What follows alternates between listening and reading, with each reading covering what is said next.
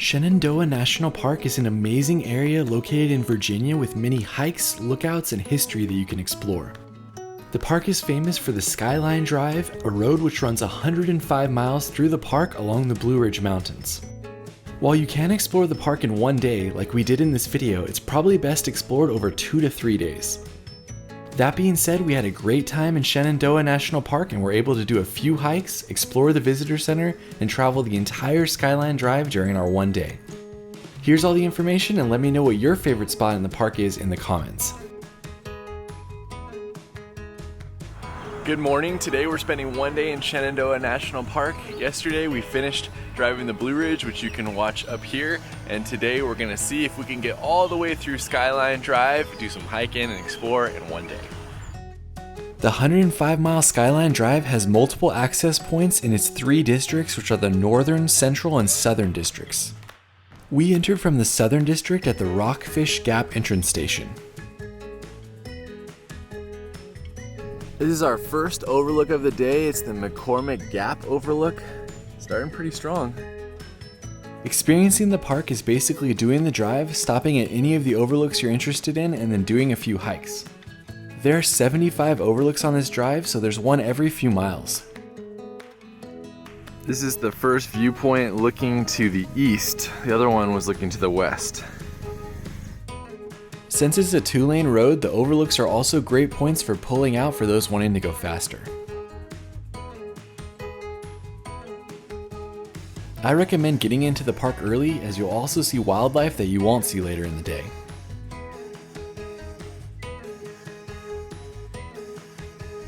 This is the Sawmill Run Overlook. We got some wildflowers and starting to get some good views of the mountains.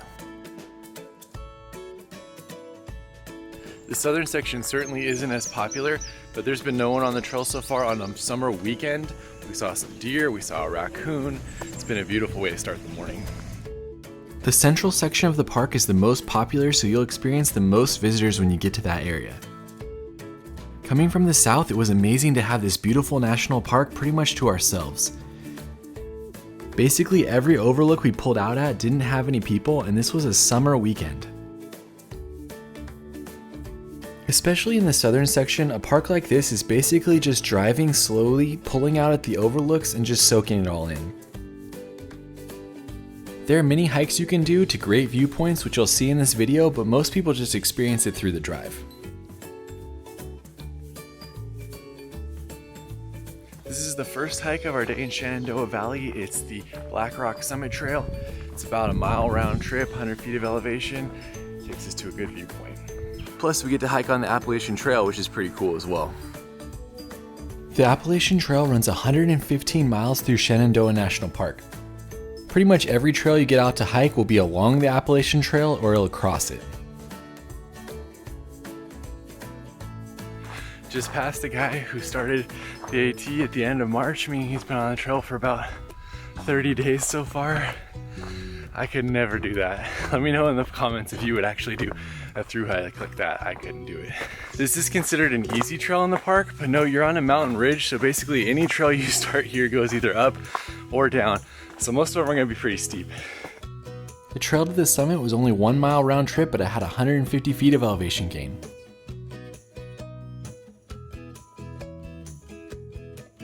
Once you get to this field of rocks, you just gotta climb to the top however you want to get to the top of Blackrock. Definitely be careful, many of these rocks move a lot more than you think they're going to. There's no real trail, you just pick the rocks you want to climb on and you scramble to the top.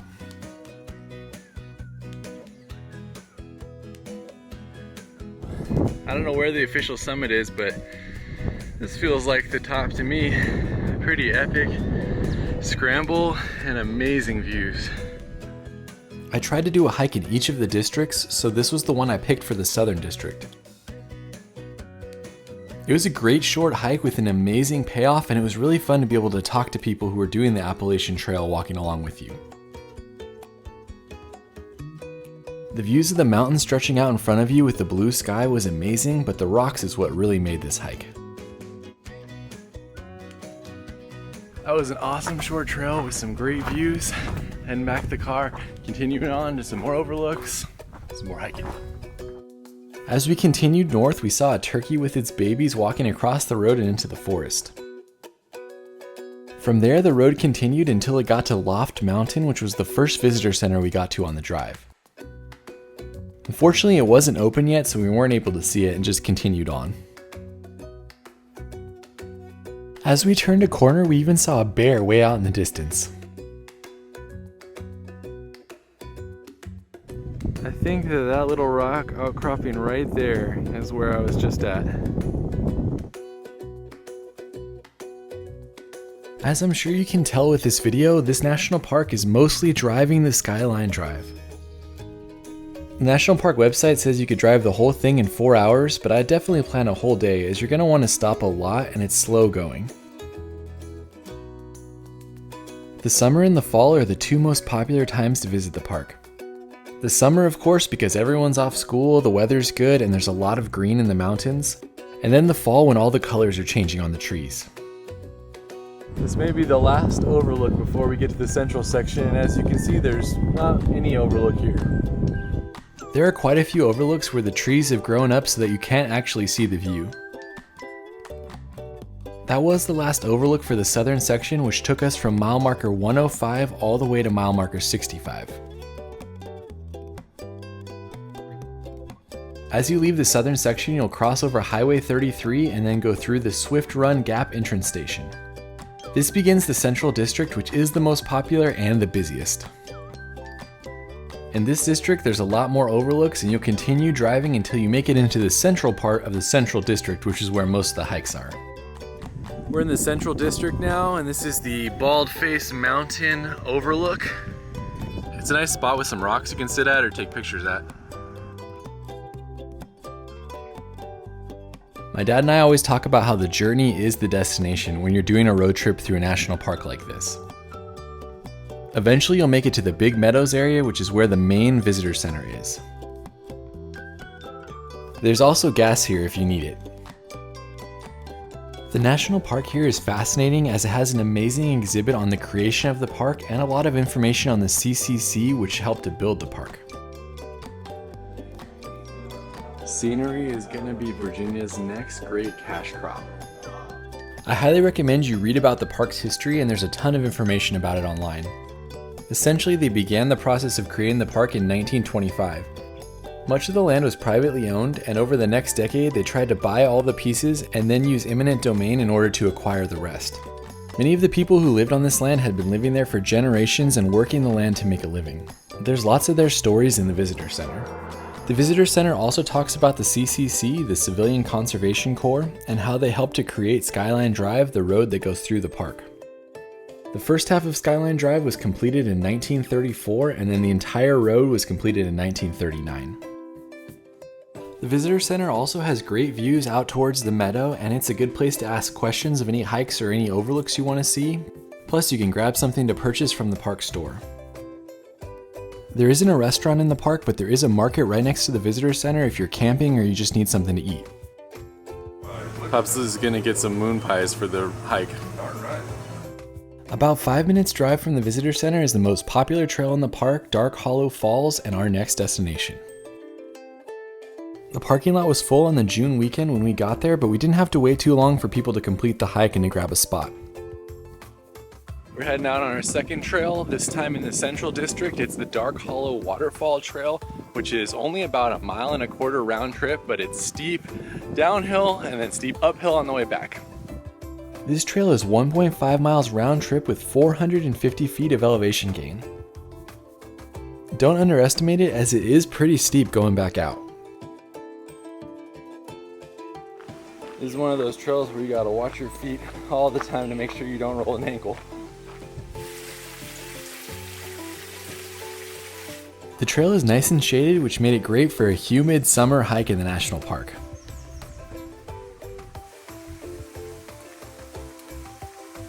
I'm excited about this waterfall just because I like the name Dark Hollow. It sounds like something from like Harry Potter or something that we're gonna see today. Coming from Southern California, I was blown away by how green it is. It's very rare that you find any nice green hikes in Southern California.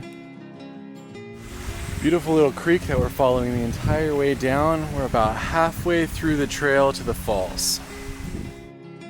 Depending on the time of year that you go, you may even see mountain laurel blooming on this trail.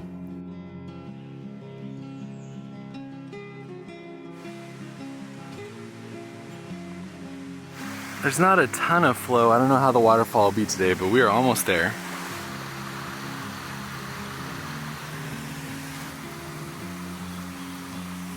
As you get close to the falls, you'll see a barrier next to the creek that stops you from going in the water. You can see the top of the waterfall through the trees right there, but there's a viewpoint for Lower Falls soon. Lower Falls viewpoint, 1,000 feet. The last 1,000 feet is all downhill on relatively steep switchbacks.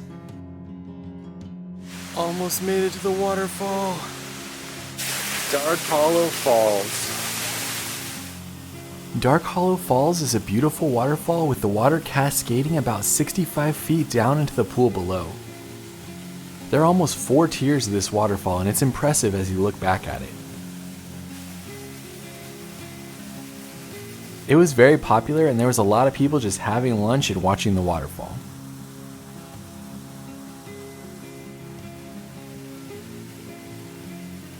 If you're up for it, you can continue down. There's another 3 or 4 smaller waterfalls, but they're all pretty sweet to see.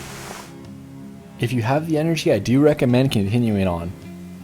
It's about a quarter mile to get all the way to the base, but there's a decent amount of elevation here as well. Along the way, you'll see 3 small cascades, and then when you get to the base, it's about a 40-foot drop on another cascading waterfall. It's smaller and less impressive than Dark Hollow Falls, but it's still awesome to see on this hike. Going down to the bottom was well worth it. Now it's 500 feet, 3/4 of a mile back to the trailhead. Once you're finished viewing the waterfall, it's a steep hike all the way back out to the parking lot. Save your energy and your water for this one, as it's a lot tougher than you think it would be. We got lucky and even got to see a couple deer on the way back up. Found a spot to eat our lunch with a view. My dad and I liked this overview for a lunch spot as it had a big old rock you could sit at and nice views. What'd you think of that waterfall hike? It was beautiful waterfall at the end. Going down, not hard, a few dicey spots, but generally not too hard. Coming out, just be ready. It's a lot of uphill, but beautiful hike. As we resumed Skyline Drive, we stopped at the Old Rag Overlook. This viewpoint shows Old Rag Mountain, a popular and long hike in the national park.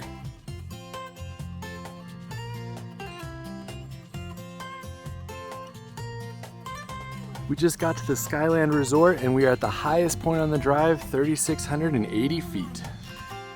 It's crazy coming from California to have the highest point on the drive be 3,680 feet. It's cool that they note this, and apparently there's some cabins you can stay at here as well. Our next stop brought us to our 3rd and final hike for the day, Little Stoney Man Overlook. This is part of a way longer trail, but we're just going to the viewpoint right there. There's not a lot of parking, but this was easily my favorite trail we did. This is our 2nd trail in the central area. It's the Little Stoney Man Trail. It's supposed to be one of the better views in the park for only a short walk. It's uphill though. Plus we're back on the Appalachian Trail, which is pretty cool. Pops is officially hiking on the Appalachian Trail right now. For about a minute. Not 85 days like the guys earlier. Like the other trails in this park, this hike is shaded and steep and beautiful. Hey look Pops, there's some berries. Do you wanna eat any for a snack? No, these are not for eating, for everyone watching. Do not eat these berries. I don't even know what they are. They're not eating berries. This is a beautiful trail, and it goes right alongside the road before you head up.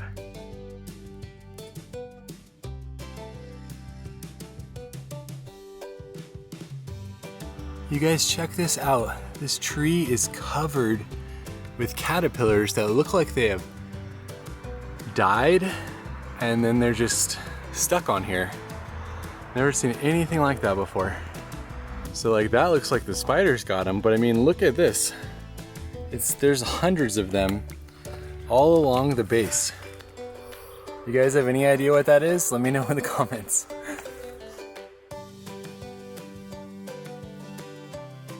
So the trail switchbacks and continues that way, but I've been told that this is a pretty good viewpoint. So I'm gonna check this out first before heading on. The offshoot is less than 1/10 of a mile and the payoff at the end is well worth it. From up here you can climb onto a series of rocks and you get a 180-degree view over the park. One of the things I liked the most was being able to see the road head into the distance as it peeked out of the trees. You can also see the ultimate destination, which is the rocks that are behind you. That was an epic viewpoint, well worth the extra 180 yards. Hoping that the top is even better though. Made it back to the main trail, only a few more switchbacks to get to the main overlook. As you're traveling around the park, the white notes the Appalachian Trail, and the blue notes just a normal hiking trail. After a few more switchbacks, we made it to a clearing with a bunch of rocks and great views, which was Little Stoney Man. Made it to the overlook. This is definitely one of the best views we've seen in the park. Super cool. From up here you could see way into the distance and there was even some rock climbers making their way up.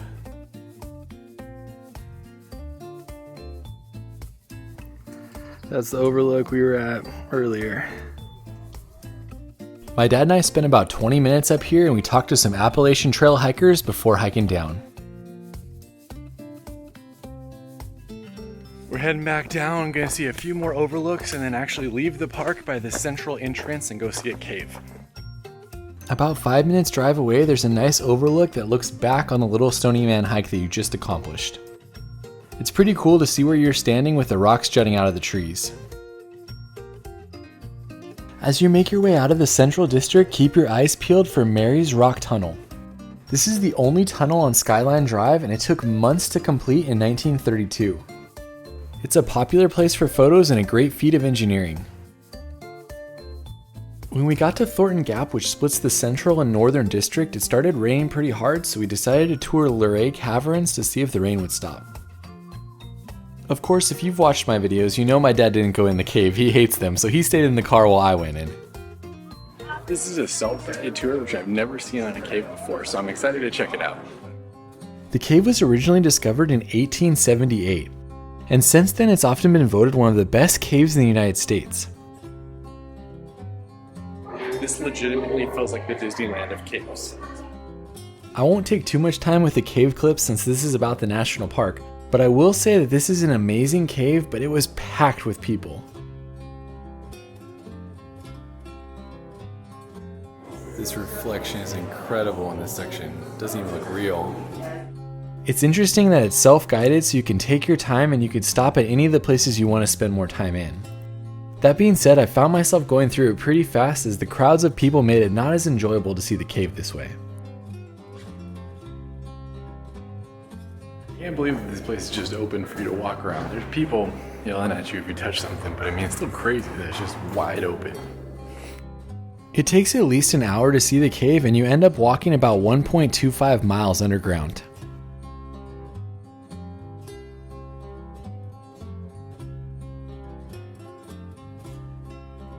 One of the other highlights is the great stalacpipe organ, which is supposedly the largest musical instrument in the world. The organ gently taps stalactites all around 3 acres of the caverns to play songs. Here's a little bit of that music.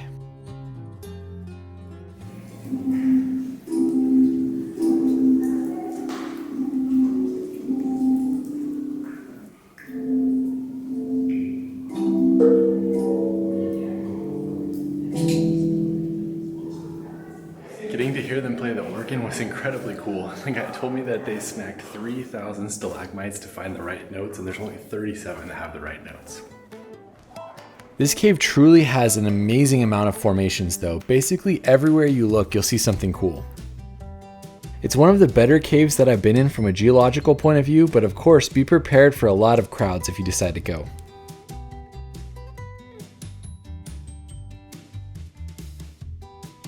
That was certainly an amazing cave. It was a little bit crazy with all the people, but we're heading back into the park. Hopefully the rain stops.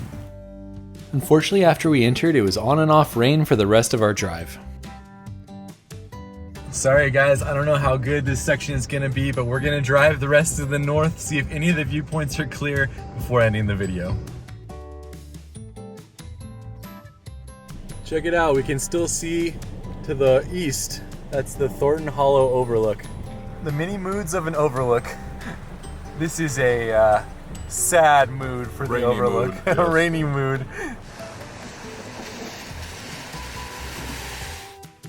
In the Northern District, we didn't stop and do any hiking because of the rain, but we did get to pull off at a lot of overlooks.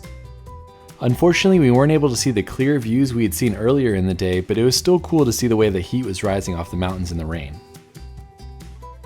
This last district goes from mile marker 31 all the way down to 0. It wasn't the best end to our time in the national park, but it was pretty beautiful to see the park in a different way. With the storm moving in, you got some different colors and a completely different experience at the park.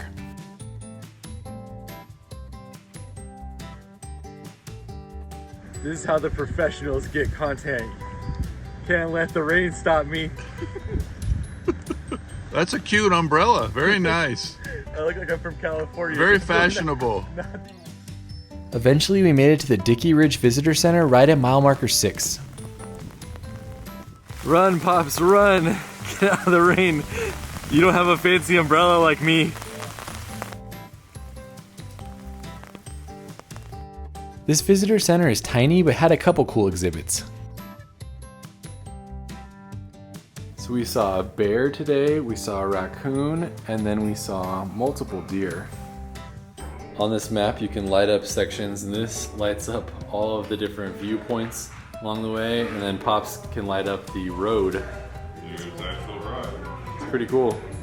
That's where we started this morning, and we drove all the way along to here, and then that's where the cave was out there.